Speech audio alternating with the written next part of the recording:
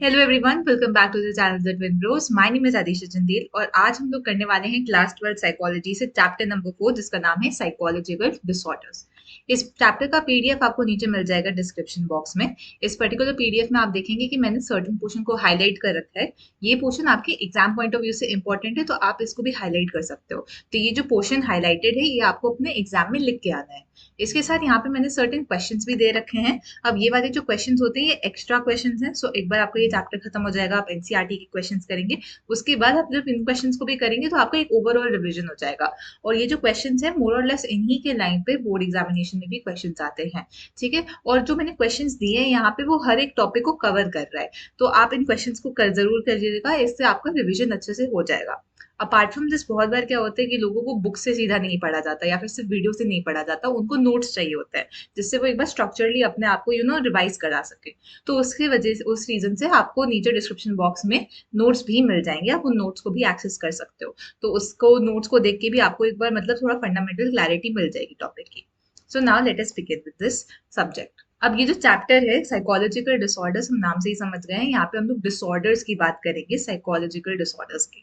ठीक है, यहाँ पे हम लोग बात करेंगे एबनॉर्मैलिटी की। ये जो शब्द है एबनॉर्मल, ठीक है, इसका मतलब क्या है? हम लोग ने इस वर्ड को बहुत ज्यादा यूज करते हैं अपने डे टू डे लाइफ में कि ये बहुत एबनॉर्मल बिहेवियर है, ये बहुत ज्यादा अबनॉर्मल तरीके से बात करता है। बट इसका मतलब क्या है एग्जैक्टली exactly? तो बहुत ज्यादा सोच विचार करने के बाद यहाँ पे लोग ने 4 Ds को यहाँ पे जो है इनको कहा गया है कि ये कॉमन फीचर बनाते हैं एबनॉर्मैलिटी के। अब ये 4 Ds कौन कौन से हैं? Number 1 is deviance, number 2 is distress, number 3 is dysfunction and number 4 is danger. अब इनका मतलब क्या होता है? सबसे पहले डिविएंट का मतलब होता है कुछ भी जो डिविएट कर रहा होता है। ठीक है, डिविएट कर रहा होता है मतलब कि हमने एक नॉर्म सेट किया, एक पर्टिकुलर वैल्यू सेट करी, अब उससे दूर जितना जाता है वो डिविएट होता जाता है। ठीक है, तो अगर हमने कहा कि किसी भी पर्टिकुलर सिचुएशन में इंसान इतना दुखी हो सकता है या फिर इतना खुश हो सकता है, ठीक है, अब उससे अगर वो एक्सट्रीम जा रहे हैं तो वो डिविएट कर रहे हैं, वो दूर जा रहे हैं, वो डिफरेंट होते जा रहे हैं, तो वो डिविएट कर रहे हैं। तो एबनॉर्मैलिटी में डिविएशन देखने को मिलता है। इसके साथ साथ एबनॉर्मैलिटी डिस्ट्रेस से कैरेक्टराइज होती है। डिस्ट्रेस हमने ऑलरेडी पढ़ रखा है चैप्टर 3 में, विच is basically unpleasant and upsetting feelings जो इंसान को होती है। Dysfunction is the opposite of functionality. Functionality जहाँ पे आप अपने डे टू डे लाइफ के जो टास्क होते हैं उनको प्रॉपरली एग्जीक्यूट कर पा रहे हो, आप अपने डे टू डे लाइफ में कुछ चैलेंजेस नहीं आते। डिसफंक्शन में क्या हो जाता है? जब यहाँ पे इंटरफेरेंस आते हैं और चैलेंजेस आती है आपके डे टू डे लाइफ के फंक्शंस में, उसको हम कहते हैं dysfunction. And it is dangerous. It is dangerous not only to the person themselves but also to the people around that person. So these are the 4 Ds of abnormality. Abnormal का क्या मतलब हो गया? Again away from normal. एक हमने normal set किया कि इस पर्टिकुलर सिचुएशन में ये नॉर्मल पर्टिकुलर आपका बिहेवियर होगा। एबनॉर्मल बिहेवियर वो बिहेवियर होगा जो इस नॉर्मल बिहेवियर से दूर होगा, तभी हम उसको कहते हैं एबनॉर्मल बिहेवियर। तो दूर होने का क्या मतलब हो गया? एक डिविएशन आ गया आपके नॉर्म्स, आपके स्टैंडर्ड से। इसी के साथ साथ यहाँ पे साइकोलॉजी में ये भी जरूर होता है हमें नोटिस करना कि हमारे पास कोई आइडियल मॉडल नहीं होता या फिर कोई नॉर्मल मॉडल नहीं होता। जैसे हम जब इंटेलिजेंस को डिस्क्राइब कर रहे थे तो हमारे पास कुछ ऐसा एक वैल्यू नहीं होती जो जीरो इंटेलिजेंस को डिसाइड करती है, या फिर कोई पर्टिकुलर वैल्यू नहीं होती है जो इंटेलिजेंस का एक प्रॉपर मेट्रिक बना सकते हैं हम लोग। हमारे जो आइडियाज होते हैं नॉर्मेलिटी के, वो डेवलप होते हैं वेरियस बेसिस पे। तो यहाँ पे भी 2 प्राइमरी बेसिस होते हैं किसी भी चीज को एबनॉर्मल बताने का। ठीक है, उनके बारे में लोग आगे पढ़ते हैं। सबसे पहले वो चीजें एबनॉर्मल मानी जाती हैं जो डिविएट करती है सोशल नॉर्म्स से। सोशल नॉर्म्स क्या होते हैं? सोसाइटी ने डिसाइड किया कि एक पर्टिकुलर सिचुएशन में ऐसा बिहेव करना, ऐसा एक्ट करना आपका नॉर्म है, एक नॉर्मल तरीका है। अब वहां से जो भी डिविएट करेगा, उससे दूर जाएगा इंसान, वो आपका हो जाता है abnormal behaviour. Abnormal behavior, thoughts, and emotions are those that differ markedly from society's idea of proper functioning. अब ये जो नॉर्म्स होते हैं ये इनको इसलिए बनाया जाता है जिससे प्रॉपर कंडक्ट फॉलो हो सके सोसाइटी में। ये नॉर्म्स क्यों एग्जिस्ट करते हैं? नॉर्म्स एग्जिस्ट कर सकते हैं जिससे हम लोग इंश्योर कर सकते हैं कि किसी भी सोसाइटी में प्रॉपर कंडक्ट फॉलो किया जा रहा है, कुछ इश्यूज नहीं अराइज होते हैं। अब ये जो नॉर्म्स होते हैं वो डेवलप कैसे होते हैं? आपके जो नॉर्म्स होते हैं वो आपके पर्टिकुलर कल्चर का प्रोडक्ट होते हैं। ठीक है, यहाँ पे कल्चर के प्रोडक्ट से हमारा क्या मतलब हो गया, आपके कल्चर की जो हिस्ट्री थी, ठीक है, आपके पास में क्या हो रखा है, आपके वैल्यूज क्या हैं, कौन कौन से इंस्टीट्यूशन है आपके, आपकी हैबिट्स क्या होती हैं, स्किल्स क्या होती हैं, टेक्नोलॉजी, आर्ट्स, ये सब चीजें होती हैं, साथ में मिलके एक सोसाइटी का कल्चर बनाती हैं। एंड ये कल्चर इन टर्न तो आपके नॉर्म्स बनाता है। ठीक है, कि हर कल्चर का नॉर्म्स खुद के अलग अलग होते हैं। तो थोड़े कल्चर्स होते हैं जैसे कि हमने पढ़ा है वेस्टर्न कल्चर्स, जहाँ पे कॉम्पिटिशन को प्रमोट किया जाता है कि ठीक है, कॉम्पिटिटिव बिहेवियर आना चाहिए, इंडिविजुअलिटी लानी चाहिए। अब इन जो कल्चर्स होते हैं कॉम्पिटिशन को जहाँ पे प्रमोट किया जाता है, यूजुअली वो इसलिए किया जाता है बिकॉज इंडिविजुअलिटी बहुत इंपॉर्टेंट होती है उनके लिए, या फिर उनके पास रिसोर्सेज कम होते हैं तो कॉम्पिटिशन बहुत ज्यादा अराइज होता रहता है। तो इन कल्चर्स में जब हम देखते हैं तो असर्टिव बिहेवियर जो होता है, आपका अग्रेसिव बिहेवियर जो होता है particularly, that is looked as something which is considered to be good. Because अगर इंसान अग्रेसिव होगा, अपने वैल्यूज को आगे मतलब अपने आप को आगे डालेगा, then that is considered to be good. However in contrast to that, in a country like India, हमारा कल्चर जो होता है, हम लोग हमेशा एक दूसरे को साथ लेके चलते हैं। We are more cooperative in that sense. यहाँ पे अग्रेसिव बिहेवियर जो है that is considered to be abnormal. तो यहाँ पे जो आपका अग्रेसिव बिहेवियर होता है that is considered to be abnormal. And aggressive behaviour को हम लोग इसलिए अबनॉर्मल कह रहे हैं because this is not a part of our cultural identity. हम इस चीज के साथ स्टैंड नहीं करते हैं। अब ये जो आपकी नॉर्म्स होते हैं ये over a period of time change होते जाते हैं। जैसे कि आज के डेट पे हमको देखने को मिलता है कि इंडिया में भी बहुत ही ज्यादा इन्फ्लुएंस आ रहा है वेस्टर्न सोसाइटी से। अब क्योंकि वेस्टर्न सोसाइटी से ज्यादा इन्फ्लुएंस आ रहा है तो धीरे धीरे इंडिया भी थोड़ा कॉम्पिटिटिव बढ़ता जा रहा है। ठीक है, हम देख सकते हैं कॉम्पिटिटिव एग्जाम्स होते हैं, पेरेंटिंग स्टाइल चेंज हो रहे हैं, तो बहुत सारे यहाँ पे जो आपका कल्चरल एथॉस होता है वो भी एक तरीके से चेंज होता जा रहा है। तो ये कहना कि कल्चर रिजिड है ये गलत है। कल्चर जो होता है टाइम टू टाइम चेंज होता रहता है, बहुत ज्यादा डायनामिक है। तो पहला हो गया सोसाइटी के बेसिस पे। अब दूसरे तरीके से जिससे हम चीजों को एबनॉर्मल डिक्लेयर करते हैं is when the behaviour is considered to be maladaptive. Maladaptive का क्या मतलब होता है? अडेप्टिव बिहेवियर वो बिहेवियर होता है जो आपके लिए जरूरी होता है। ठीक है, किसी भी सिचुएशन में जाके आप अडेप्ट कर पा रहे हो उस सिचुएशन में, वो होता है अडेप्टिव बिहेवियर। मैल अडेप्टिव उसका अपोजिट होता है कि आप अडेप्ट नहीं कर पा रहे हो, आपके वेलबींग के अगेंस्ट जा रहा है। ठीक है, अब ये जो है इसको बेस्ट क्राइटेरिया माना जाता है। क्यों? क्योंकि आपकी सोसाइटी जो किसी चीज को डिक्लेयर करती है एज एबनॉर्मल, ठीक है, वो जरूरी नहीं है कि वो सच में एबनॉर्मल हो। कभी कभी हमको ये भी देखने को मिला है, even if we look in the past, so things like the caste system, ठीक है, थिंग्स लाइक होमोसेक्सुअलिटी एंड ये सब जो चीजें होती हैं ये सोसाइटी बाय एंड लार्ज इसके यूजुअली अगेंस्ट थे। ठीक है, एंड बहुत ज्यादा बहुत नेगेटिव नोशंस थे इन चीजों के टुवर्ड्स। हाउएवर अब हमको देखने को ये मिलता है कि यहाँ पे हम लोग रियलाइज कर रहे हैं कि नहीं, these things are very natural in nature, but still negative connotation है। तो जब हम होमोसेक्सुअलिटी की बात करते हैं फॉर एग्जाम्पल, तो lot of people consider to be this to be very negative, उसको बहुत ज्यादा नेगेटिव कॉनोटेशन से देखते हैं। But is it actually abnormal? No, it is not, because it is not maladaptive in nature. ये किसी को हार्म नहीं कर रहा है, ना ही इंसान को हार्म पहुंच रहा है, ना ही आसपास के लोगों को हार्म पहुंच रहा है। तो उसी तरीके से ऐसी बहुत सारी चीजें होती हैं जिसको सोसाइटी डीम करती है as a normal, but in its true essence it is not abnormal. तो इसी रीजन से ये जो आपका क्राइटेरिया है मैल अडेप्टिव को देखने का, वो क्राइटेरिया को बेटर क्राइटेरिया माना जाता है। अब मैल अडेप्टिव बिहेवियर जो होता है, यहाँ पे वेलबींग पे फोकस ज्यादा किया जाता है। वेलबींग का ये मतलब नहीं है कि सिर्फ सर्वाइवल एंड जैसा आपका बॉडी है उसको मेंटेन करना। वेलबींग का ये भी मतलब है कि आपने मेंटेन कर लिया, सर्वाइव कर लिया, अब इससे आपको अपने आप को आगे पुश करना है। ठीक है, आपको अपना ग्रोथ के टुवर्ड्स वर्क करना है, अपने फुलफिलमेंट के टुवर्ड्स वर्क करना है। तो जो मैस्लो की नीड हायरार्की थ्योरी है उसमें नीड्स को एक एक करके अचीव करने का जो होता है वो आपका वेलबींग डिक्लेयर करता है। अब यहाँ पे हमने ये भी देखने को मिला है कि जब भी आप किसी से भी बात करोगे साइकोलॉजिकल डिसऑर्डर्स के बारे में, a lot of the things that they say are based on superstition, ignorance and fear. ठीक है, सुपरस्टिशंस होते हैं बहुत ज्यादा आपके साइकोलॉजिकल डिसऑर्डर्स के बारे में। लोग बहुत ज्यादा इग्नोरेंट होते हैं। इग्नोरेंट मतलब वो ज्यादा मतलब डीप डाइव नहीं करते हैं कि अच्छा ऐसा भी कुछ होता है। एंड या तो बहुत ज्यादा वो लोग डरते हैं कुछ साइकोलॉजिकल डिसऑर्डर्स से। ठीक है, कि नहीं भाई मेरे को तो दूर रखो इन लोगों से, and they are deemed to be dangerous. तो ये सब जो चीजें होती हैं ये बनाती है स्टिग्मा। स्टिग्मा बेसिकली हो जाता है किसी भी चीज के टुवर्ड्स जब आप बाय एंड लार्ज उस चीज के टुवर्ड्स एक नेगेटिव एटीट्यूड रखते हो। ठीक है, तो stigma is basically a negative attitude, तो आप उस चीज के बारे में बात भी नहीं करते हो, उस चीज को आप एक्टिवली डिमोट करते जाते हो, ठीक है, कि जो हश हश करके इन्वायरमेंट में आप उसको रखते हो। तो अब ये जो स्टिग्मा जब क्रिएट होता है मेंटल इलनेसेस के बारे में, इससे क्या प्रॉब्लम आ जाती है कि जिस इंसान को वो इश्यूज हो रहे होते हैं वो साइकोलॉजिस्ट साइकाइट्रिस्ट के पास नहीं जा पाते अपने इश्यूज को लेके, तो इससे और ज्यादा प्रॉब्लम क्रिएट हो जाती है। तो इसलिए बहुत जरूरी होता है हमें इस स्टिग्मा को हटाने के लिए, ठीक है। तो ये आपको यहाँ पे ध्यान रखना है।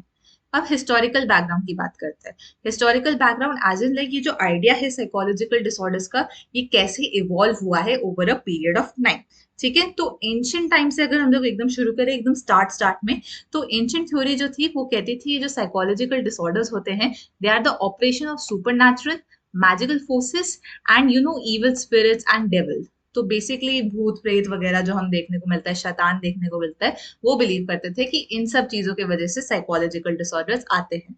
एक्सोर्सिज्म बेसिकली एक तरीका होता है जिससे बेसिकली वो भूत को निकालते हैं किसी इंसान की बॉडी से। तो अब ये सारी जो चीजें होती हैं ये बहुत ज्यादा फॉलो की जाती थी पास्ट में, ठीक है। एंड साइकोलॉजिकल डिसऑर्डर्स को इस तरीके से देखा जाता था। हम लोगों ने हिस्ट्री में भी पढ़ रखा है अबाउट शमन, है ना, जो आपने इंडस वैली सिविलाइजेशन के बारे में पढ़ा होगा। इसके साथ साथ मेडिसिन मैन जो ओझाज होते हैं, दीज आर पीपल जिनको माना जाता है कि सुपर नेचुरल फोर्सेस से कांटेक्ट कर सकते हैं एंड इनके थ्रू हम लोग अपने आप को बचा सकते हैं फ्रॉम दी साइकोलॉजिकल डिसऑर्डर्स। तो ये बहुत ज्यादा एंशिएंट थॉट प्रोसेस है जिसका ऑब्वियसली कोई साइंटिफिक वैल्यू नहीं है। These are rooted in stigma, these are rooted in fear that people had at that time. Next recurring theme जो हमने हिस्ट्री में देखा है कि इंडिविजुअल बिहेव स्ट्रेंजली बिकॉज उनका दिमाग ढंग से फंक्शन नहीं कर रहा, ठीक है, that the brains are not working properly. इसको हम कहते हैं बायोलॉजिकल या फिर ऑर्गेनिक अप्रोच। ये कहीं ना कहीं से सही है, ठीक है। कभी कभी यहाँ पे देखा जा चुका है कि जो आपका ब्रेन होता है अगर उसमें कुछ डैमेज होता है या फिर कुछ कुछ करेक्शन नहीं होता, आपका ब्रेन में कुछ एरर आ जाता है, तो वो सारे जो डैमेजेस होते हैं they can lead to psychological disorders. तो इनको करेक्ट जब हम करते हैं इनको, तो इससे बहुत ज्यादा आपका बिहेवियर इंप्रूव होता है। तो कहीं ना कहीं बायोलॉजिकल आपके कॉजेस होते हैं मेंटल डिसऑर्डर्स के। फिर उसके बाद हम बात करते हैं साइकोलॉजिकल अप्रोच। साइकोलॉजिकल अप्रोच कहती है कि हाँ ठीक है, बायोलॉजिकल तो आपने कह दिया कि होता ही है factors, but psychological problems are caused by inadequacies in the way an individual thinks, feels और परसीव्स द वर्ल्ड। हम कैसे सोचते हैं, हम क्या फील कर रहे हैं, हम वर्ल्ड को देख रहे हैं तो उसको परसीव कैसे कर रहे हैं, हमारा परसेप्शन क्या बन रहा है उस पर्टिकुलर चीज के बारे में, ये सारी जो चीजें होती हैं ये साइकोलॉजिकल डिसऑर्डर्स को बनाती, ठीक है। एंशिएंट वर्ल्ड में ये भी देखने को मिलता है एक ऑर्गेनिज्मिक अप्रोच, ठीक है। ऑर्गेनिज्मिक अप्रोच बेसिकली क्या होता है कि आपके जो बिहेवियर होता है, ये आपके डिस्टर्ब बिहेवियर होता है, ये अराइज करता है out of conflict between emotion and reason. आपका जो बेसिकली जो हम कहते हैं दिल और दिमाग का जो कॉन्फ्लिक्ट होता है, उसके वजह से साइकोलॉजिकल डिसऑर्डर्स आता है। एक एंशिएंट आपके यहाँ पे ग्रीक फिलोसोफर थे जिनका नाम था गैलन, जिन्होंने एलैबोरेट किया इस चीज के ऊपर और उन्होंने कहा कि 4 ह्यूमर होते हैं हमारे बॉडी में, ठीक है, जो 4 एलिमेंट से बनते हैं, which is earth, air, fire and water. और ये जो ह्यूमर होते हैं ये एक इंसान का जो कैरेक्टर होता है और टेम्परामेंट होता है उनको डिसाइड करता है। तो ये जो ह्यूमर्स होते हैं वो सब में वेरिड प्रोपोर्शन में डिपेंडेंट होते हैं और इनसे बनते हैं blood, black bile, yellow bile and flame. और अगर इसमें बहुत ज्यादा इम्बैलेंस हो जाता है तो साइकोलॉजिकल डिसऑर्डर्स कॉज होते हैं। ऐसी ही एक थ्योरी हमने पढ़ी है हमारे भी आयुर्वेद में जिसका नाम है त्रिदोषा, जहाँ पे हम लोग बात करते हैं वता पिता काफा के बारे में। तो ये जो त्रिदोषा वाली थ्योरी है ये इंडियन उसमें भी पाई गई है। यहाँ तक हमने जितनी बात की थी ये एंशिएंट एजेस की बात थी, ठीक है। अब हम बात करेंगे मिडल एजेस में। अब मिडल एजेस में देखने को मिलता है कि डिमोनोलॉजी जो होती है और सुपरस्टिशंस जो होते हैं ये फिर से एक तरीके से पॉपुलैरिटी में आ जाते हैं।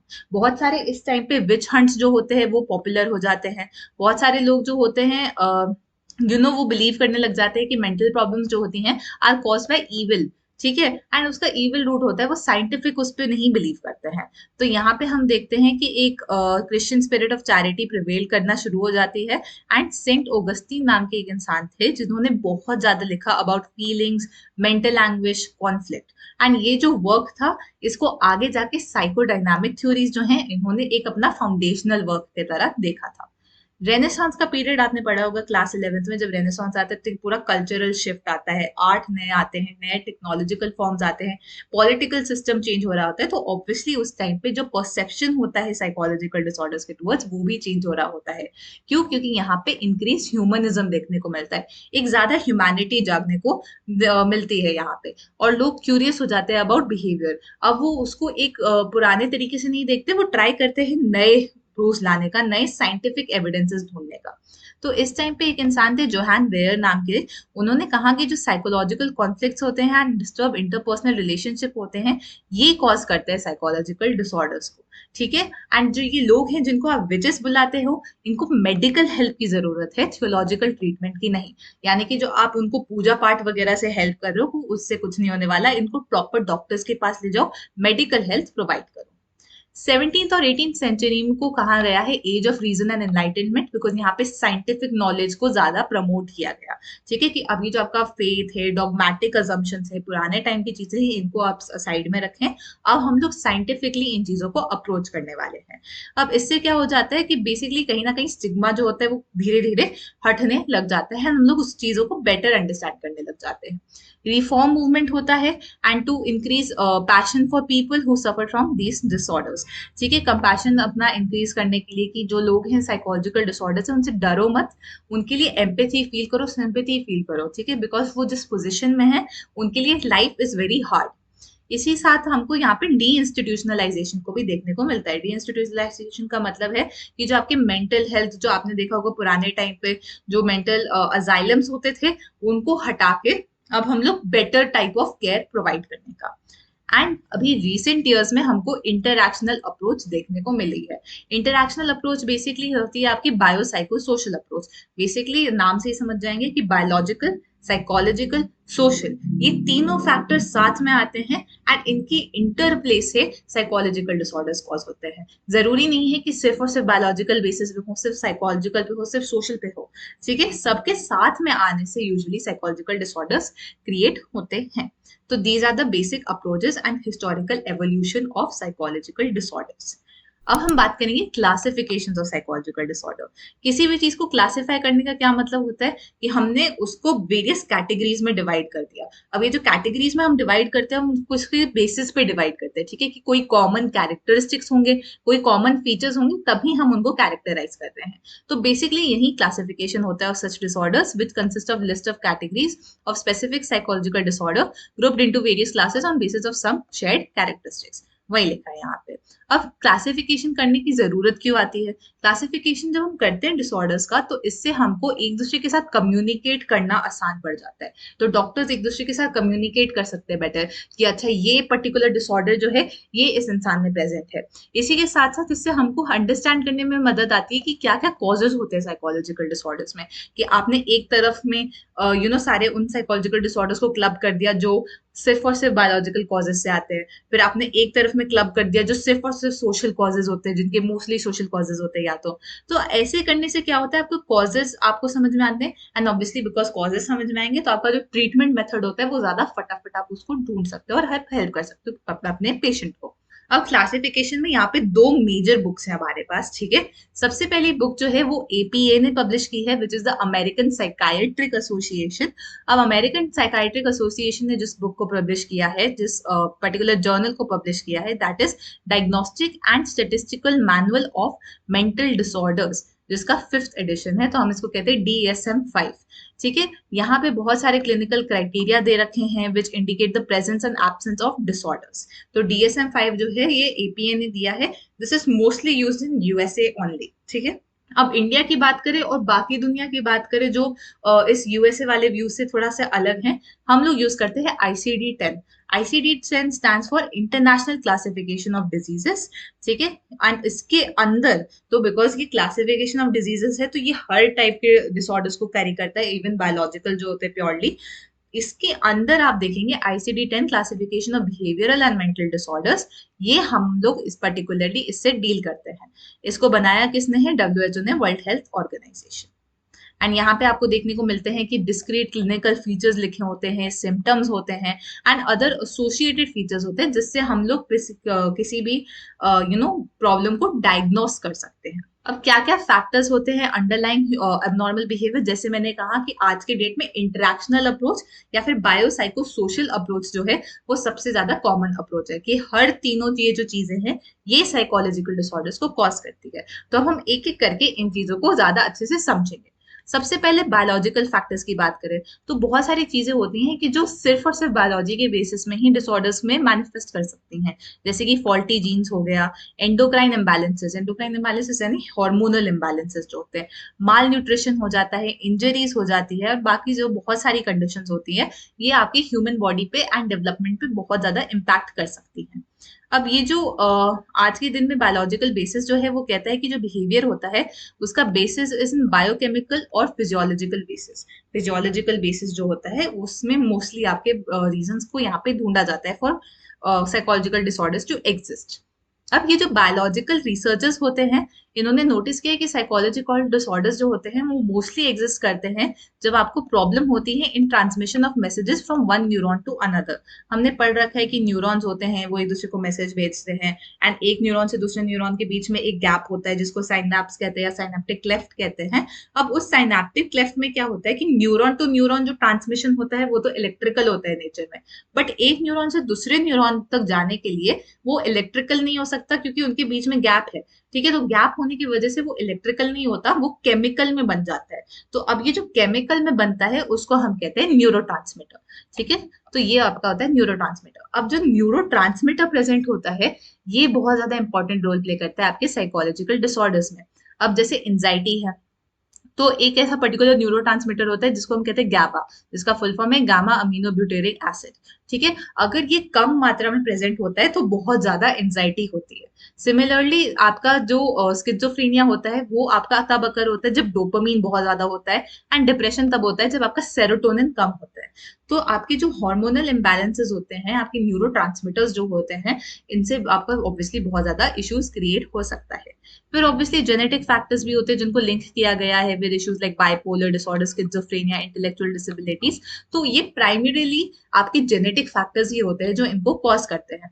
अब ऐसा नहीं है कि कोई पर्टिकुलर एक ऐसी सिंगल जीन होती है जिसकी वजह से ये होता है, नहीं, बहुत सारे जो जीन्स होती है वो साथ में जब मिलती हैं एक दूसरे से, एंड जब उनका पेयरिंग होता है उसमें कभी कभी फॉल्ट निकल आता है, एंड ये कॉम्बिनेशन की वजह से बहुत सारा लोग जो होते हैं वो प्रीडिस्पोज हो जाते हैं to these psychological disorders. But यहाँ पे ये कहना कि बायोलॉजी अलोन आपके मेंटल डिसऑर्डर्स को एक्सप्लेन करती है, दैट वुड बी रॉन्ग। ठीक है, बिकॉज एक ह्यूमन बीइंग होता है वो बाय बर्थ ही एक सोशल क्रिएचर होता है। ठीक है, किसी भी इंसान में ऐसा नहीं जरूरी है कि सिर्फ और सिर्फ बायोलॉजी के बेसिस में ही साइकोलॉजिकल डिसऑर्डर्स हो। ये भी हो सकता है कि इंसान बायोलॉजिकली शायद से मतलब आपके जो नॉर्मल वो होता है उसमें ही आते हैं, बट बिकॉज उनकी लाइफ के एक्सपीरियंसेस ऐसे हैं, उनका इंटर रिलेशनशिप्स जो होता है लोगों के साथ वो ऐसा है, उसके वजह से उनका साइकोलॉजिकल डिसऑर्डर जो होता है मैनिफेस्ट हो गया। तो यहाँ पे हम लोगों को एक होता है साइकोलॉजिकल मॉडल, इनको देखना बहुत ज्यादा जरूरी हो जाता है, जो कहता है कि साइकोलॉजिकल चीजें जैसे मेटर्नल डिप्रिवेशन, कि जो मदर होती हैं उनसे डिप्राइव करना, लैक ऑफ स्लीप हो गया, फॉल्टी पेरेंट चाइल्ड रिलेशनशिप हो गया, फैमिली का जो स्ट्रक्चर होता है वो मैल एडेप्टिव हो गया, सीवियर स्ट्रेस हो गया। तो ये सारी चीजें जो होती है वो बहुत ज्यादा आपके कंट्रीब्यूट करती है in manifestation of psychological disorders.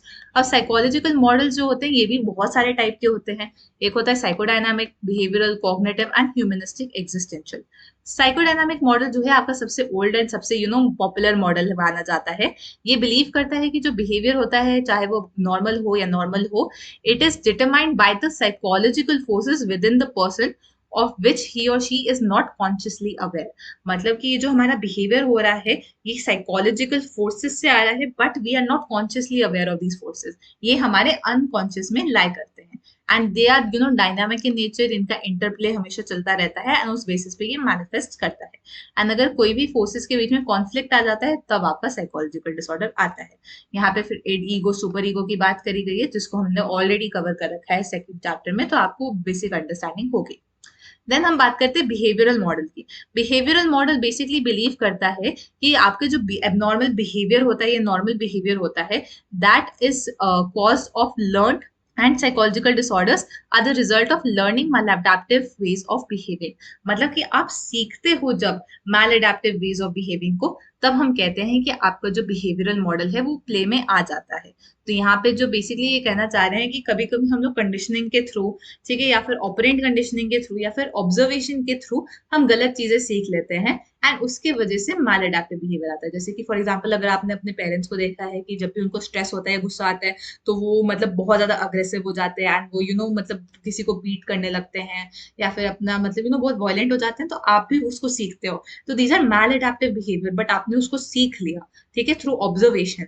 तो अब आपको यहाँ पे साइकोलॉजिकल डिसऑर्डर्स में शायद से मैनिफेस्टेशन एक तरीके से आ जाए। फिर होता है आपका cognitive model. Cognitive model is basically with two do with your cognition, आप कैसे सोचते हैं, problem solving, decision making, perception, ठीक है। बहुत बार ऐसा होता है कि लोगों के पास इनएक्यूरेट इंफॉर्मेशन होती है, इरैशनल बिलीफ्स होते हैं, और जो अजम्पशंस बनाते हैं वो हमेशा से मतलब कहीं ना कहीं से गलत होते हैं। तो जैसे कि अगर किसी ने कहा कि अगर मैंने ह्यूमैनिटीज ले लिया तो मेरी तो लाइफ खराब हो जाएगी, एंड अब उनको ह्यूमैनिटीज ही मिल गया है, तो now because they have this assumption, तो वो आगे नहीं बढ़ रहे लाइफ में। तो बस वो अजम्पशन के चक्कर में वो उनकी जो लाइफ है, उनका बिहेवियर है, उनका एटीट्यूड है, सब चेंज हो गया। तो इसलिए जरूरी होता है कि हम लोग लॉजिकल एंड स्ट्रक्चर्ड अजम्पशंस रखें। तो यहाँ पे कॉग्निटिव मॉडल जो होता है वो इससे डील करता है। नेक्स्ट है आपका ह्यूमनिस्टिक एग्जिस्टेंशियल मॉडल, जो फोकस करता है ब्रॉडर आपके जो एक्सपेक्ट्स होते हैं एक ह्यूमन एग्जिस्टेंस के। ये कहता है कि जो ह्यूमन बींग्स होते हैं, हमारे पास एक नेचुरल टेंडेंसी होती है कि हम लोग फ्रेंडली हों, कोऑपरेटिव हो, कंस्ट्रक्टिव हो, एंड हम लोग सब चाहते हैं कि हम जो हमारा फाइनल जो गोल है विच इज सेल्फ एक्चुअलाइजेशन, उसके टुवर्ड्स बढ़े, हम अपने आप को सेल्फ एक्चुअलाइज बनाए, हम उसको फुलफिल करें। एग्जिस्टेंशियलिस्ट बिलीव करते हैं कि बर्थ से ही हमारे पास टोटल फ्रीडम होती है कि हम अपने लाइफ को किस दिशा में लेके जा सकते हैं। अब ये हमारी रिस्पॉन्सिबिलिटी बन जाती है। जिन लोगों को डर लगता है इस रिस्पॉन्सिबिलिटी से, वो एम्प्टी लाइफ जिएंगे, इनऑथेंटिक लाइफ जिएंगे, एक डिसफंक्शनल लाइफ जिएंगे। अब ये हमारा यहाँ तक था साइकोलॉजिकल मॉडल। साइकोलॉजिकल को छोड़ के आपका आता है social model. Social and cultural model में क्या क्या चीजें आ जाती हैं, जैसे कि वॉर हो गया, आज के दिन में बहुत सारा वॉर हो रही है, ठीक है, वायलेंस बहुत देखने को मिलता है, prejudice, discrimination, economic, employment problem, बहुत सारी ऐसी सोशल चीजें हैं जिसके वजह से एक इंसान के मेंटल हेल्थ पे काफी ज्यादा स्ट्रेन पड़ सकता है। तो ये सारी जो चीजें होती हैं ये एक्सप्लेन करती है थ्रू सोशियो कल्चरल मॉडल, ठीक है। As behavior is shaped by societal forces, factors such as family network, family structure, and communication, social network, society condition, and societal labels play a very important role in the manifestation of psychological disorders. यहाँ पे जैसे इन्होंने example दे रखा है कि बहुत सारी families होती है जहाँ पे जो पेरेंट्स होते हैं, फैमिली मेंबर होते हैं, वो बहुत ज्यादा इन्वॉल्व हो जाते हैं अपने चाइल्ड के लाइफ में। तो जब वो इतना ज्यादा इन्वॉल्व हो जाते हैं अपने चाइल्ड के लाइफ में, तो वो जो चाइल्ड होता है वो इंडिपेंडेंटली एक्ट करना नहीं सीख पाता। सिमिलरली ये भी देखा गया है कि जो लोग होते हैं जिनके लाइफ में इन्वॉल्व ही नहीं होते हैं, लोग जो आइसोलेटेड होते हैं, वो ज्यादा टाइम के लिए डिप्रेस्ड रहते हैं एंड उनको डिप्रेशन से निकलने में ज्यादा टाइम लगता है एज कम्पेयर टू समबडी जिसके पास गुड सोशल सर्कल हो। इसी के साथ साथ जो सोसाइटी लेबल्स देती है साइकोलॉजिकल डिसऑर्डर्स को कि ये तो पागल है, ये क्रेजी है, मेंटली इल है, मेंटली चैलेंज है, तो ये सारी जो चीजें होती हैं इससे एक बार फिर से इंसान के ऊपर बहुत ज्यादा प्रेशर आ जाता है, बहुत ज्यादा स्ट्रेस क्रिएट हो जाता है इंसान के ऊपर। नेक्स्ट हमारे पास जो मॉडल है apart from this is the diathesis stress model. अब इसमें 3 स्टेजेस होते हैं, ठीक है। एक होता है द प्रेजेंस ऑफ डायथीसिस। इसका क्या मतलब हो जाता है, इसका मतलब होता है कि एक बायोलॉजिकल प्रीडिस्पोजिशन जो होता है which may be inherited. Biological predisposition का मतलब है कि ज्यादा आपके चांसेस है, अगर मैं कहूँ कि this person is biologically predispose to anxiety, मतलब इस पर्सन के ज्यादा चांसेस है एंजाइटी को मतलब एंजाइटी में आने के लिए, ये ज्यादा रिस्क में है इस चीज के टूवर्ड्स, तो उसको हम कहते हैं प्री डिस्पोजिशन। तो डायथीसिस इज बेसिकली कि एक इंसान जो है वो बायोलॉजी ही उनकी ऐसी है, फिजियोलॉजिकल फंक्शन, शायद से वो जेनेटिक फंक्शन हो या फिर कोई सी और भी नेचर की हो बायोलॉजिकल में, वो बायोलॉजिकल चीजें जो उनको प्री डिस्पोज कर देती है किसी भी साइकोलॉजिकल डिसऑर्डर के टूवर्ड्स।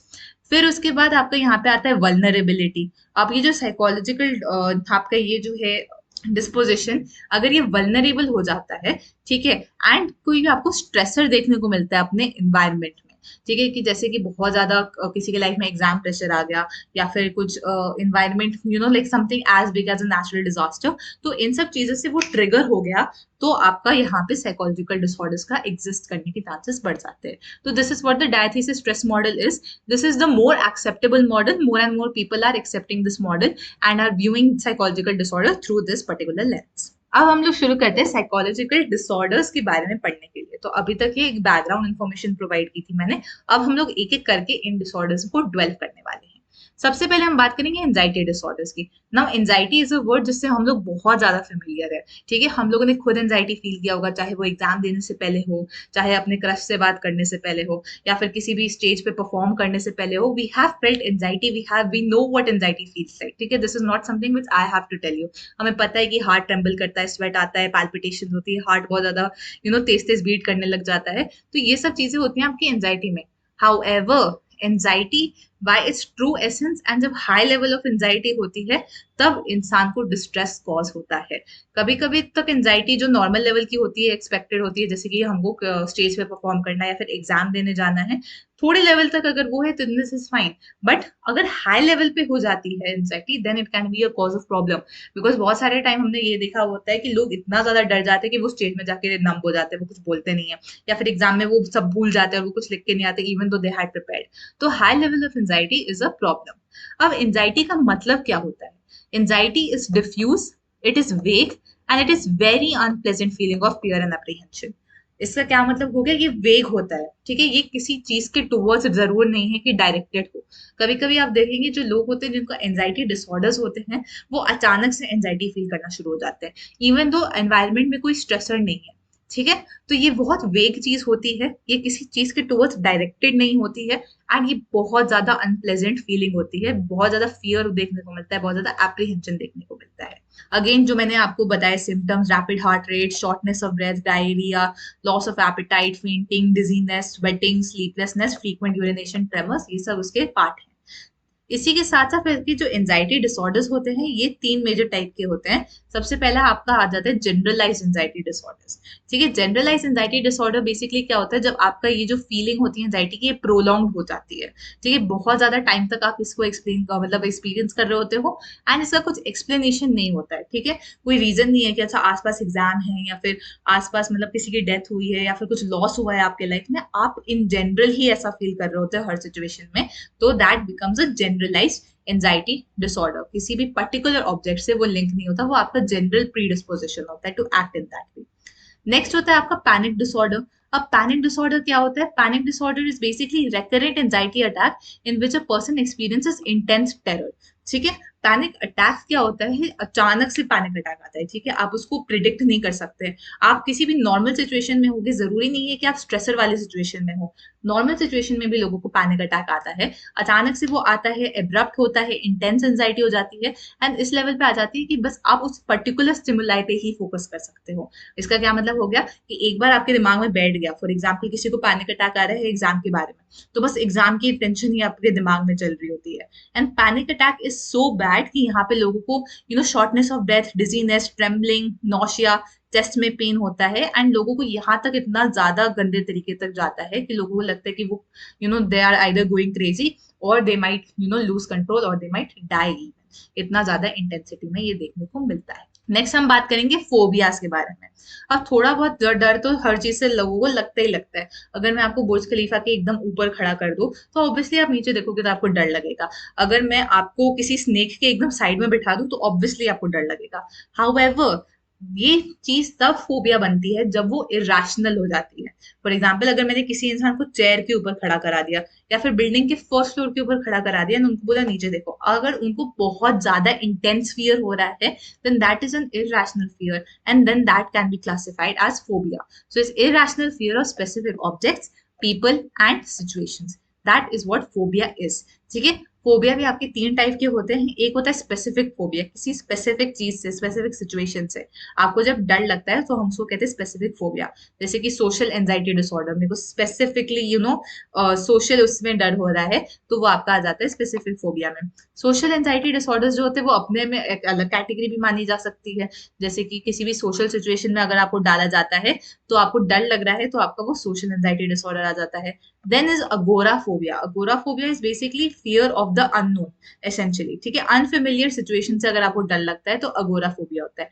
अगोराफोबिया लोगों का कभी कभी इतना ज्यादा गंदा हो जाता है कि वो लोग अपने घर से बाहर भी नहीं निकल पाते हैं। तो जैसे कि वुमेन इन द विंडो जो मूवी है या फिर बुक है, अगर आप उसको पढ़ेंगे तो उसमें प्रोटैगनिस्ट को अगोराफोबिया होता है। वो अपने घर के बाहर भी नहीं निकल पाती, इतना ज्यादा उसको डर रहता है कि कुछ नया, कुछ अनफेमिलियर हो जाएगा। And lastly we have separation anxiety disorder. So separation anxiety disorder is basically मतलब ऐसा एंजाइटी इतना ज्यादा हो जाती है जब इंसान अपने अटैचमेंट फिगर से दूर हो जाता है, ठीक है। जिस फिगर से वो अटैच है अगर हम उनको दूर कर देते हैं थोड़े टाइम के लिए, तो अगर बहुत अनरीजनेबली वो एक्ट कर रहे होते हैं, then that is what is separation anxiety disorder. ये बच्चों में देखने को मिलता है कि जब बच्चे होते हैं जिनको सेपरेशन एंजाइटी डिसऑर्डर होती है, अगर उनको सेपरेट कर दिया जाए अपने मम्मी पापा से या फिर जो भी उनके अटैचमेंट फिगर हैं, तो उससे वो बहुत ज्यादा रोने लग जाते हैं, वो बहुत ज्यादा फियरफुल हो जाते हैं और एंटरिंग न्यू सिचुएशन, एंड वो क्लिंग ऑन करते हैं अपने पेरेंट के towards. Then is your OCD, obsessive compulsive disorder, again something which we have heard very much हमारे डे टू डे लाइफ में।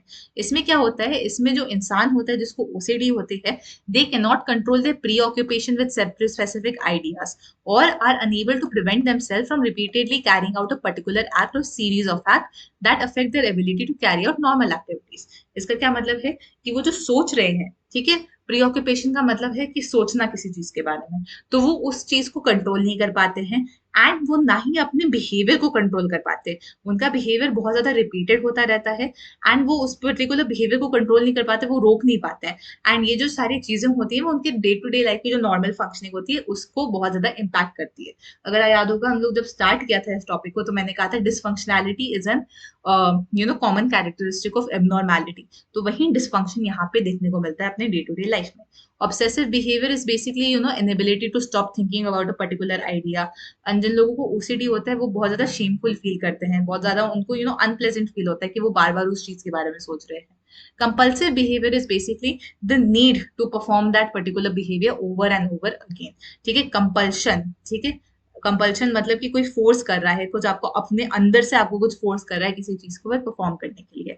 कंपल्सिव बिहेवियर जैसे काउंटिंग हो गया, ऑर्डरिंग हो गया, चेकिंग हो गया, टचिंग हो गया, वॉशिंग हो गया। इसके साथ साथ ये बहुत ज्यादा लेवल पे तब जाता है जैसे in example of hoarding. Hoarding मतलब कि किसी भी चीज को स्टॉक करते रहना, ठीक है, जबकि आपको जरूरत भी नहीं है पर तब भी उसको अपने आपके उसमें स्टॉक करते रहना। Trichotillomania which is basically hair pulling disorder, and excoriation which is skin picking disorder. तो ये जो होता है ये आपके एग्जाम्पल हो जाते हैं ओसीडी के। ओसीडी जब बहुत ज्यादा एक्सट्रीम में चला जाता है। Then we have trauma and stress related disorder. ऐसे बहुत सारी सिचुएशन होती है स्पेसिफिकली वॉर में या फिर कोई नेचुरल डिजास्टर से जब गो थ्रू करते हैं, तो it is such a traumatic experience कि उसके बाद भी बहुत टाइम बाद तक वो जो इंसान होता है उनको उसके सिम्टम्स रेकर करते जाते हैं। तो that is called post traumatic stress disorder. Traumatic event हो गया, उसके बाद जो आपको इतना ज्यादा स्ट्रेस फील हो रहा है, दैट इज पीटीएसडी। इसके symptoms is basically recurrent dreams आती है उस चीज के बारे में, फ्लैशबैक्स आते रहते हैं, आपका कॉन्सेंट्रेशन चला जाता है, इमोशनली नम हो जाते हो। इसका एग्जाम्पल यहाँ पे उन्होंने दे रखा है adjustment disorder and acute stress disorder. इसको एक्सप्लेन नहीं कर रखा है तो आप इसको बस नाम से इसको एक बार अपने दिमाग में बिठा लीजिएगा कि adjustment disorder and acute stress disorder PTSD का पार्ट होता है, मतलब इस पर्टिकुलर कैटेगरी में आते हैं। Then we talk about somatic symptoms and related disorders. अब ऐसा बहुत सारे ऐसे सिम्टम्स होते हैं, बहुत सारा चीजें होती हैं हमारे बॉडी में जो किसी एक बायोलॉजिकल रीजन नहीं होता जिनका, ठीक है। कि फॉर एग्जांपल अगर कोई इंसान है, उनका मेमोरी लॉस हो गया, ठीक है, या फिर उनका हाथ काम करना बंद हो गया एंड दिस इज बिकॉज वो एक्सीडेंट में थे, तो that is a biological reason कि ठीक है वो एक्सीडेंट में थे तो तभी उनका हाथ काम करना बंद हो गया। बट अगर उनका हाथ काम करना बंद हो गया अचानक से एंड डॉक्टर ने सारी चेकिंग कर ली, नर्व्स वगैरह सब चेक कर लिए, मसल्स चेक कर लिया, एंड दे वर लाइक कि कोई इसमें बायोलॉजिकल रीजन दिख ही नहीं रहा है, कभी कभी क्या होता है उसका बायोलॉजिकल रीजन होने की जगह एक साइकोलॉजिकल रीजन होता है। These are called somatic disorders, कि आपका सोमैटिक मतलब बॉडी से रिलेटेड, ठीक है, कि साइकोलॉजिकल डिसऑर्डर इतना ज्यादा इंटेंस हो गया कि उसका इफेक्ट आपकी बॉडी पे देखने को मिलता है। सबसे पहले इसमें आ जाता है somatic symptom disorder. Persistent body related symptoms देखने को मिलते हैं विच मे और may not be related to कोई मेडिकल कंडीशन, ठीक है। यहाँ पे जो लोग होते हैं जिनको सोमैटिक सिम्टम डिसऑर्डर होता है वो बार बार डॉक्टर के पास जाते हैं, डॉक्टर भी उनको ज्यादा हेल्प नहीं कर पाते बिकॉज उसका कुछ बायोलॉजिकल रीजन भी नहीं होता है, एंड दे आर वेरी मतलब उनका लाइफ जो होता है it becomes very difficult for them to lead a good life because उनको इतना ज्यादा मतलब डॉक्टर्स के पास जाना पड़ जाता है, इतना फ्रीक्वेंटली वो विजिट करना पड़ता है। Next is illness anxiety disorder. यहाँ पे उनको पर्टिकुलर डिसऑर्डर जो होते हैं सिम्टम्स जो होते हैं वो फील नहीं होता बट उनको बहुत ज्यादा डर लगता है कि उनको वो पर्टिकुलर जो आपकी डिजीजेस हैं वो होने लग जाती हैं. This is why it's called illness anxiety disorder. This is more to do with the preoccupation of the individual कि उनको वो पर्टिकुलर डिजीज आ जाएगी, कि वो डेवलप कर लेंगे किसी पर्टिकुलर इलनेस को, और वो उस चीज के बारे में बहुत ज्यादा वरी करने लगते हैं. तो ये लोग भी बहुत ज्यादा डॉक्टर्स के पास जाते हैं, बहुत ज्यादा फ्रीक्वेंट विजिट होते हैं. बट यहाँ पे वो जब डॉक्टर रीअश्योर करते हैं उनको कि नहीं आपके साथ कुछ नहीं हुआ है, you are perfectly in a normal situation, तब वो डॉक्टर को बिलीव नहीं कर पाते. तो this makes it very difficult again to help them, because आप जितना भी इंटरवीन करना चाहो, जितना भी हेल्प करना चाहो, उनकी एंजाइटी इतना ज्यादा गंदी हो जाती है कि वो आगे आपको उनको हेल्प जितना भी कर पाओ वो बेचारे हेल्प नहीं सीक आउट कर पाते. इसके बाद हमारा यहाँ पे आ जाता है कन्वर्जन डिसऑर्डर.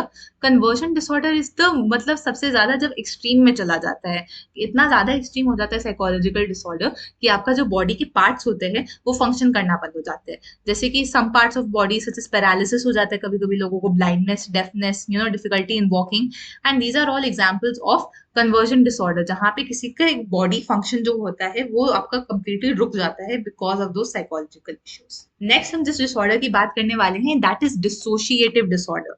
डिसोशिएशन का क्या मतलब होता है? Severance of connection between ideas and emotion. आपके आइडियाज और इमोशंस के बीच का जो कनेक्शन है वो जब हट जाता है, ठीक है, that is what dissociation is. जब कोई इंसान डिसोसिएशन फील कर रहा होता है तो वो अनरियलिटी फील करते हैं, एस्ट्रेंजमेंट फील करते हैं, मतलब कि अचानक से कुछ एकदम स्ट्रेंज सिचुएशन में पहुंच रहे हैं हम लोग. डीपर्सनलाइजेशन फील करते हैं, एंड वो फील करते हैं एक आइडेंटिटी की शिफ्ट हो गया, कि जो मैं पहले था या पहले थी अब मेरे को वैसे फील नहीं हो रहा, मेरा आइडेंटिटी शिफ्ट हो गया है. तो that is what dissociative disorder is about. यहाँ पे सडन टेम्पररी ऑल्टरगेशन होती है कॉन्शियसनेस की, जो ब्लॉट आउट कर देती है पेनफुल एक्सपीरियंसेस को. तो यूजुअली ये जो डिसऑर्डर होता है वो उन लोगों को होता है जिनको बहुत ज्यादा ट्रॉमेटिक या पेनफुल एक्सपीरियंसेस होते हैं. तो इतना ज्यादा ट्रॉमेटिक एंड पेनफुल होते हैं कि हमारा माइंड उन चीजों को रिप्रेस कर देता है, वो हमारे कॉन्शियसनेस से हटा देता है. तो जब ये कॉन्शियसनेस से हट जाते हैं तो ये सडन होते हैं, टेम्पररी होते हैं, एंड ये आपको ये बेसिकली आपको ऑल्टर कर देते हैं कॉन्शियसनेस को. इसमें कंडीशंस जो इंक्लूडेड होती हैं they are dissociative amnesia, dissociative identity disorder and depersonalization, derealization, जिनको हम एक एक करके डिस्कस करेंगे. डिसोशिएटिव एमनीशिया क्या होता है? यहाँ पे extensive but selected memory loss होता है जिसका कोई ऑर्गेनिक कॉज नहीं होता. जैसे आपने देखा होगा कभी कभी क्या होता है, लोग जो होते हैं वो अचानक से उनको मेमोरी लॉस हो जाता है और उनको बस थोड़ी चीजें याद होती है अपनी लाइफ की. फॉर एग्जाम्पल अगर कोई इंसान है जिसकी शादी हो गई थी तो शादी से पहले वाली चीजें याद है, या फिर मतलब उनको लिखना पढ़ना सब याद है, बचपन की चीजें सब याद है, बट जो रिसेंट अभी मेमोरी हुआ है वो उनको नहीं याद है. तो ये सारी जो चीजें होती हैं वो डिसोशिएटिव एमनीशिया के विद आ जाती है, कि एक्सटेंसिव लॉस आपका होता है but selective. Certain part of memory आपका जो होता है वो लॉस हो जाता है. यूजुअली ये जो सर्टेन पार्ट ऑफ आपकी मेमोरी होती है, दिस इज सर्टेन मेमोरी जो आपका ट्रॉमेटिक एक्सपीरियंस हो. जैसे कि अगर कोई इंसान है जिसको बहुत ज्यादा सीवियर ट्रॉमेटिक एक्सपीरियंस हुआ था तो वो ट्रॉमेटिक एक्सपीरियंस आपकी मेमोरी से हट जाता है. अब डिसोशिएटिव एमनीशिया जो होता है इसका एक पार्ट होता है डिसोशिएटिव फ्यूग. ठीक है, इसमें क्या होता है, जो इंसान होते हैं वो अनएक्सपेक्टेडली ट्रैवल कर रहे होते हैं होम एंड वर्क प्लेस से, वो एक नई आइडेंटिटी ही अज्यूम कर लेते हैं एंड उनको प्रीवियस आइडेंटिटी रिकॉल नहीं कर पाते हैं. तो ये जो डिसोशिएटिव फ्यूग होता है वो अचानक से कहीं और वेकअप करते हैं, उनको रियलाइज होता है कि मैं इस सिचुएशन में कैसे आ गया, कैसे आ गई. ठीक है, इसका एक एग्जाम्पल आप देखेंगे फाइट क्लब करके एक जो मूवी है उसमें डिसोशिएटिव फ्यूग को दिखाया गया है. Next is DID, dissociative identity disorder, जिसको बहुत कॉमनली लोग कहते हैं multiple identity disorder, but that is a wrong term. हम क्लिनिकल टर्म में इसको डीआईडी कहते हैं, which is dissociative identity disorder. यहाँ पे this is a very dramatic form of मतलब डिसऑर्डर, बिकॉज यहाँ पे जो इंसान है वो मल्टीपल आइडेंटिटीज को अडॉप्ट कर लेता है. यहाँ पे जो पर्सन होता है वो अल्टरनेटिव पर्सनैलिटीज ले लेता है एंड ही और शी मे और may not be aware of those personalities. ठीक है, डीपर्सनलाइजेशन क्या होता है, यहाँ पे इन्वॉल्व करता है एक ड्रीम लाइक स्टेट, एक ड्रीम लाइक स्टांस में आ जाता है इंसान, in which the person has a sense of being separated from self and from the reality.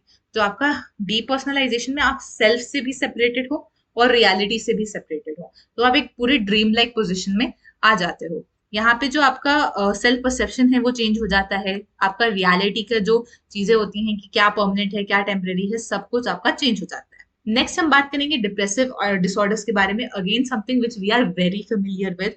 Depression is something जो हमको डे टू डे लाइफ में भी एक्सपीरियंस करने को मिलता है, and major depressive disorder is something which is very common. You may have experienced it, you may know somebody who have experienced it. It is actually very very common in all around the world, specially India के context में बहुत ज्यादा common है ये। यहाँ पे आपको पता है क्या क्या आपके सिम्टम्स होते हैं। जो इंसान होता है वो लूज कर देता है प्लेजर्स जो होते हैं उनके एक्टिविटीज में। अगर कोई चीज उनको पहले पसंद थी करने के लिए, अब उस चीज से उनको कुछ प्लेजर नहीं मिलता है। इसके साथ साथ अगर बॉडी वेट में सडन चेंज हो जाए, ज्यादा वेट गेन हो गया या वेट लॉस हो गया अचानक से, स्लीप में इशू आ जाता है, टायर्ड है, इनेबल है, वो सोच नहीं पा रहे हैं ढंग से, एरिटेटेड रहते, जल्दी गुस्सा आ जा रहा है, वो उनका बिहेवियर कहीं ना कहीं से स्लो हो गया है। एंड ऑब्वियसली जब उनको डेथ एंड सुसाइड के बारे में थॉट्स आते हैं, then that is all symptoms of major depressive disorder. यहाँ पे बहुत सारी ऐसी चीजें होती है जो एक इंसान को प्री डिस्पोज कर देती है डिप्रेशन के टूवर्ड्स। अगेन प्री डिस्पोज का क्या मतलब होता है, वो किसी को रिस्क में डाल देती है। अगर मैं कहूँ कि वो इंसान प्री डिस्पोज है towards depression, that means they are at a greater risk at depression. ऐसी कौन कौन सी चीजें होती है, तो जेनेटिक मेकअप, अगर आपकी जीन्स में ही कुछ इशू था, एज होता है, तो for women depression is more common in young adulthood वाला जो एज होता है, बेसिकली 20-25 ये वाला जो एज होता है, यहाँ पे विमेन को ज्यादा देखने को मिलता है। एंड यही मेन के लिए मिडिल एजेस जो होते हैं उनके 40s में जाके 40s 50s, यहाँ पे उनको डिप्रेशन ज्यादा कॉमनली देखने को मिलता है। Then gender is also important. Gender such as women जो होती हैं, they tend to report depression more than men tend to do. And then obviously things like आपको कौन से इकोनॉमिक बैकग्राउंड से बिलोंग करते हो, आपके लाइफ में क्या क्या इवेंट हुए थे, आपके पास सोशल सपोर्ट कैसा है, ये सारी चीजें भी आपके डिप्रेशन में कंट्रीब्यूट करती है। Then we have bipolar disorder. Bipolar का नाम से आप समझ सकते हैं, बाइपोल मतलब दो पोल, ठीक है, जैसे कि earth is bipolar, north pole है, साउथ पोल है, ठीक है, वैसे ही बाइपोलर का मतलब है कि दो पोल्स हो जाते हैं। यहाँ पे हम लोग पोल्स कौन सी की बात कर रहे हैं, एक है डिप्रेशन वाला पोल, मतलब इंसान बहुत ज्यादा लो फील कर रहा है, एक है मेनिया। मेनिया क्या होता है, एक ऐसा सिचुएशन जहाँ पे बहुत ज्यादा फटाफट वो बोलने लग जाते हैं, बहुत ज्यादा एंथुजियास्टिक होते हैं, बहुत ज्यादा उनके अंदर अचानक से एनर्जी आ जाती है, so much so that they are acting manic. तो यहाँ पे डिप्रेशन और बहुत ज्यादा मेनिया, एकदम ऑपोजिट जो आपके इमोशंस है, वो को एग्जिस्ट करते हैं। को एग्जिस्ट करते का क्या मतलब है कि सर्टेन फेजेस होते हैं जहाँ पे इंसान डिप्रेशन फील करता है, एंड देन अचानक से मैनिक एपिसोड आ जाता है, देन अचानक से डिप्रेशन आपका एपिसोड आ जाता है। अब बाइपोलर जो डिसऑर्डर्स होते हैं, यहाँ पे आपको सर्टेन एग्जांपल दिए गए हैं, जैसे बाइपोलर 1 होता है, बाइपोलर 2 होता है, एंड क्लाइक्लोथाइमिक डिसऑर्डर्स होते हैं। अगेन इसको एक्सप्लेन नहीं किया गया है, बट आप उनके नाम को अपने दिमाग में बिठा लीजिएगा कि आपको ये नाम लिख के आने हैं। अब हम लोग बात करेंगे सुसाइड के बारे में। अब सुसाइड जो होता है, that is not just a biological thing, it's not just a psychological thing. यहाँ पे आपका जेनेटिक्स, आपका सोशियोलॉजिकल, किस सोसाइटी से आप बिलोंग करते हैं, किस कल्चर से बिलोंग करते हैं, आपका इन्वायरमेंट कैसा था, आपका सोशल लाइफ कैसा था, सारी चीजें आपके साथ में आके आपके जो बेसिकली ये जो सिचुएशन होता है उसको अराइज कराती हैं। यहाँ पे ऑब्वियसली रिस्क फैक्टर्स होते हैं such as mental disorders. People who tend to have psychological disorders are more likely to commit suicide. And then उसके बाद गोइंग थ्रू नेचुरल डिजास्टर्स, कुछ ट्रॉमेटिक एक्सपीरियंस हुआ हो, किसी ने वायलेंस एक्सपीरियंस किया हो, आइसोलेशन एक्सपीरियंस किया हो किसी भी स्टेज पे, तो those people are more predispose to suicide and suicidal ideation.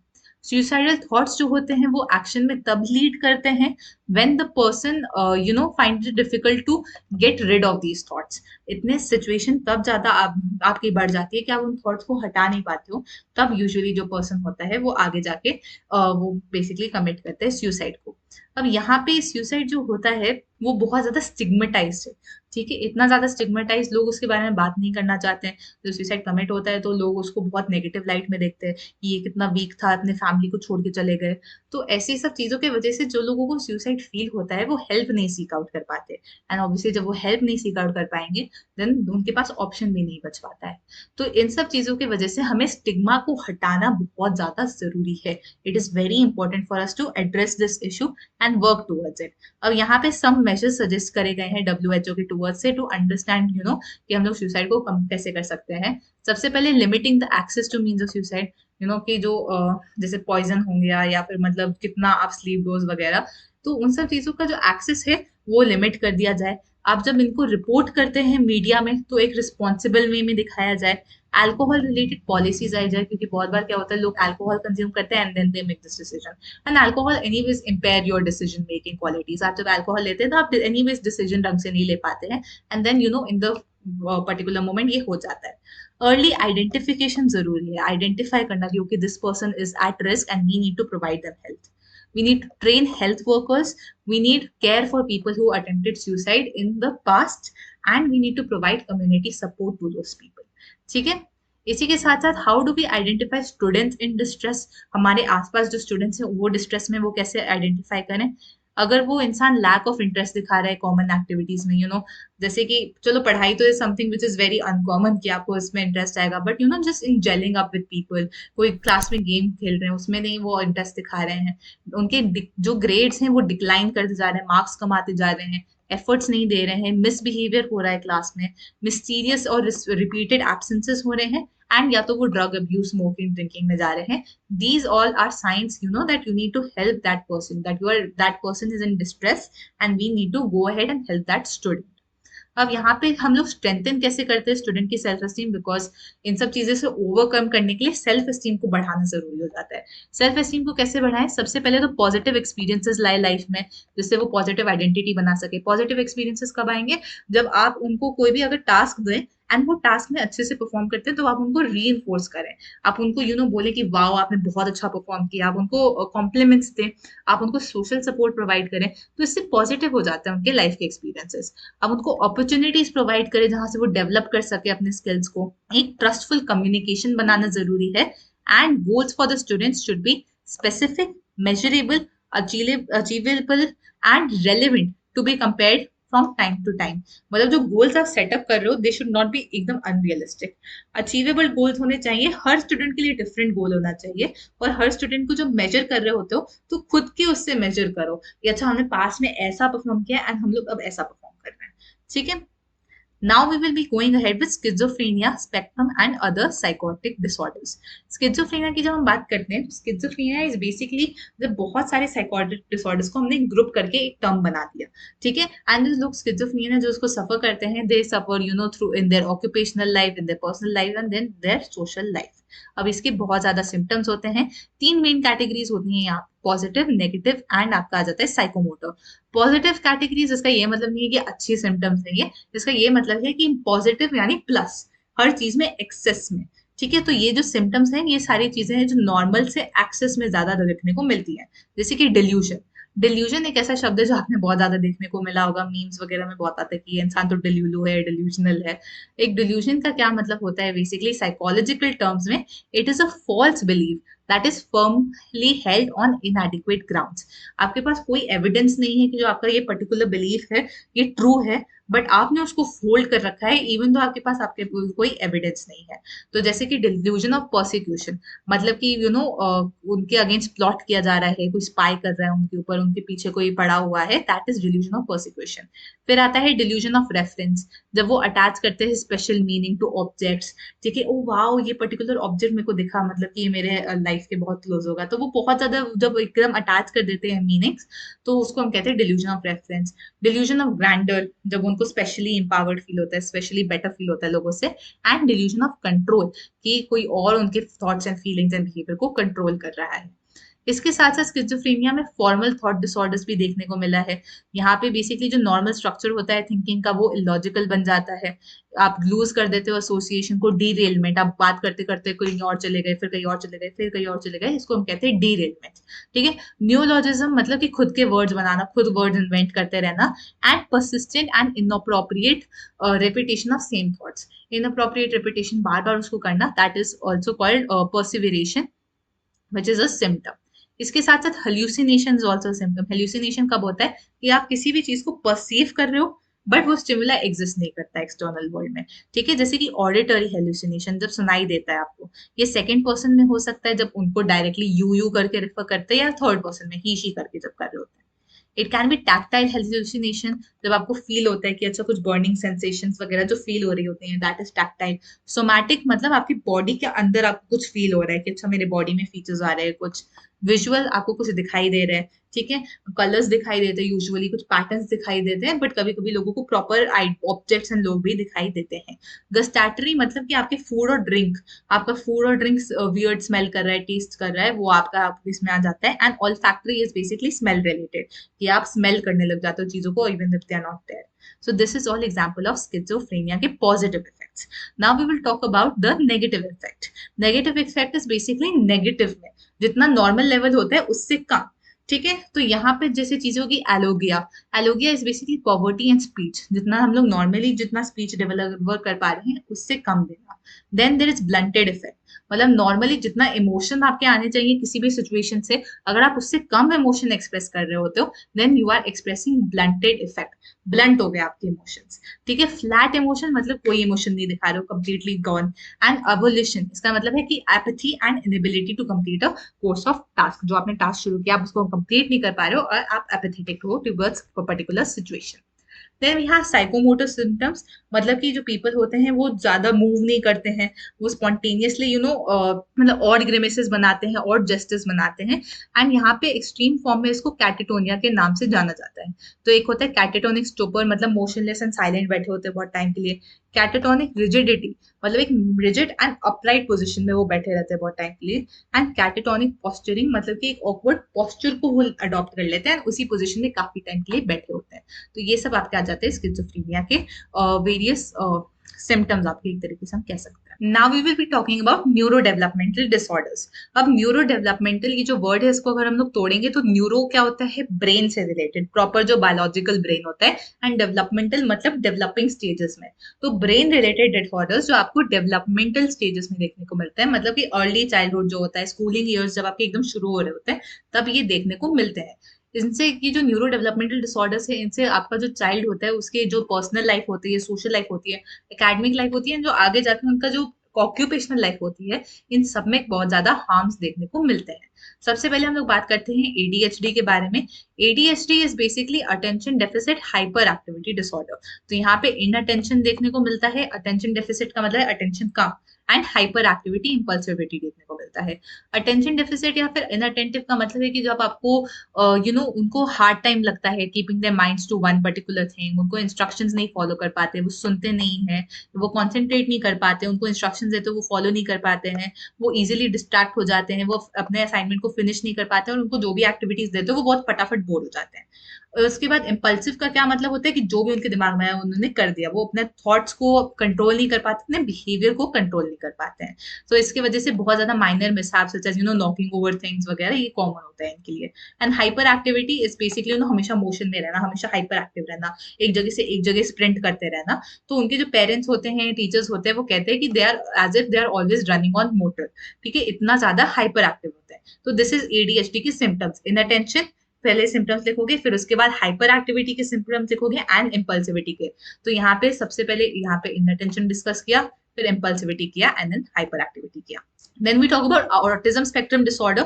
Autism spectrum disorder is basically widespread impairment in social interaction and communication skill and stereotype pattern of behavior, interests and activities. इसमें क्या होता है, जो बच्चे होते हैं जिनको autism spectrum disorder होता है उनका सोशल इंटरेक्शन जो होता है, जो कम्युनिकेशन होता है, वो काफी ज्यादा रिस्ट्रिक्ट हो जाता है।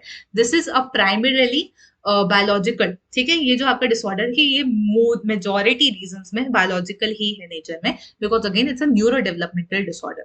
ठीक है, अबाउट 70% ऑफ ऐसे चिल्ड्रन होते हैं जिनको ऑटिज्म होता है जो इंटेलेक्चुअल डिसेबिलिटी दिखाते हैं। ऐसे बहुत ज्यादा आपने मूवीज देखा होगा, जब हम ऑटिज्म को डिस्कस करते हैं तो वो बहुत ही ज्यादा सुपर गिफ्टेड बच्चों को दिखाते हैं।